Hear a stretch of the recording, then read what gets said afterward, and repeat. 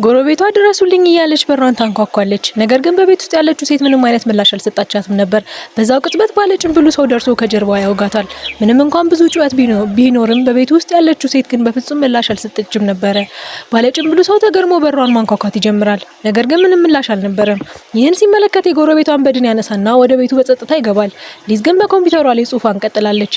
ከኋላዋ ገዳይዋ መቆሙም በፍጹም አልጠረጠረችም ነበር። እንደ ድል ሆኖ የጓደኛዋ ቪዲዮ ኮል ይገባል። በዚህ ሰዓት ከመሞት ያድናታል። ሰውየው እንዳታየው ከጀርባዋ ይርቃል። ታዲያ ሊዛ መስማትና መናገር እንደማትችል በምልክት ስትግባባን ያይና ይረዳል። ስልኳንም ይወስድባታል።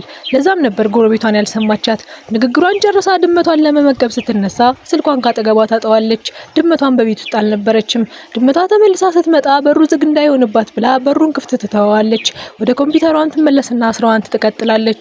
ነገር ግን በመሃል መልእክት በኮምፒውተሯ ይላካል። መልእክቱን ከፍታ ስታየው ግን የመጣው ከስልኳ ነበር። ሁኔታው ግራ ያጋባታል። ስልኳን ስትከፍተው መልእክቱ የራሷ ፎቶዎች የሚያሳይ ነበር። በዚህ ጊዜ ሊዛ ኮምፒውተሯን አስቀምጣ ወደ በሩ ታመራለች። ባለ ጭንብሉ ሰውም ስልኳን ይዞ በውጭ በኩል ቆሟል። ጊዜ ሳታባክን በሩን ትዘጋለች።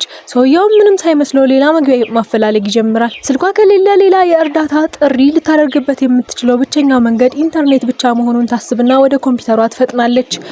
ነገር ግን ሰውየው ሁኔታውን ስለጠረጠረ በፍጥነት መብራቷንና ኢንተርኔቷን ያቋርጥባታል።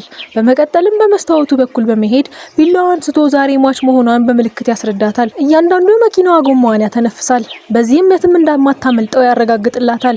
ሊዝ ግን አንድ ነገር ታስባለች። ሊፕስቲኳን አውጥታ መስታወቷ ላይ ትጽፋለች።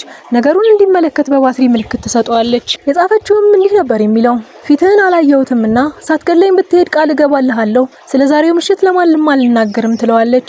ሰውየው ግን ጭንብሉን አውልቆ ፊቱን ያሳያታል።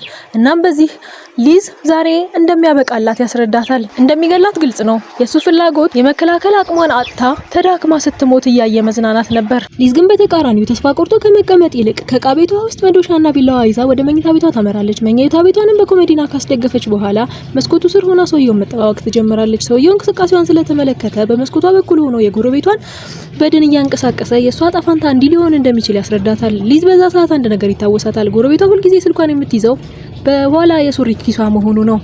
ከመስኮቱ በኩል ካለው የጎረቤቷ አስክሬን ጀርባ ሄዳ ስልኩን ካገኘችው በዚህም የእርዳታ ጥሪ ማድረግ እንደምትችል ይገባታል።